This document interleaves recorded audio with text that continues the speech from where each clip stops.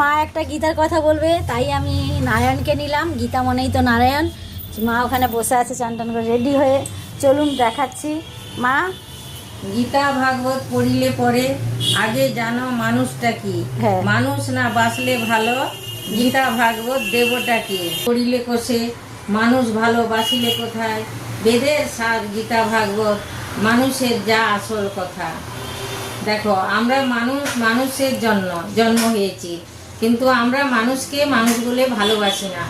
দেখো, আমাদের বাড়িতে ছেলে মেয়েরা আজকাল আমাদের বয়স হলে আমাদের সরিয়ে দিচ্ছে, বাড়ি থেকে বৃদ্ধা আশ্রমে পাঠিয়ে দিচ্ছে, কে আশ্রমে রেখে দিচ্ছে।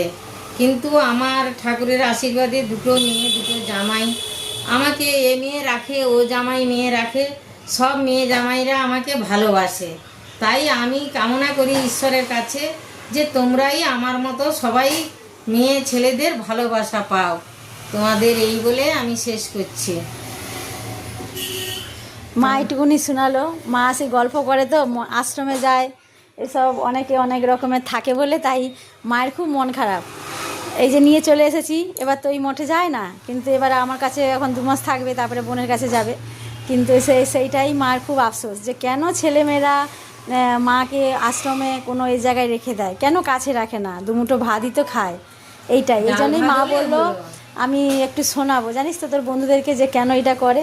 আর আমার বন্ধুরা তো করে না, বলে ঠিক আছে আমি বলবো, যেটা ছড়িয়ে যায়, সবাই জানতে পারুক। এটা সত্যি আমার ওইটা ইচ্ছা যে সবাই জানতে পারুক, আপনারা পাশে থাকুন। বিশেষ করে আমার বাবা যেন জানতে পারে, এইটুকুনি আশা যে আমার মা মেয়েদের কাছে হলেও ভালো আছে, অন্ধ হলেও ভালো আছে।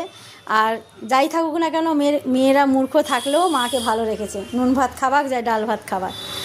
আজকের মতন এইটুকুনি। সবাইকে টাটা। সবাই ভালো থাকেন, সুস্থ থাকেন, আর আশীর্বাদ করুন আমার মাও যেন ভালো থাকে, তার সঙ্গে আমরাও থাকি, আপনারাও থাকেন, সবাই মিলে হাতে হাত ধরে এগিয়ে যাই, এই বলে এইটুকু।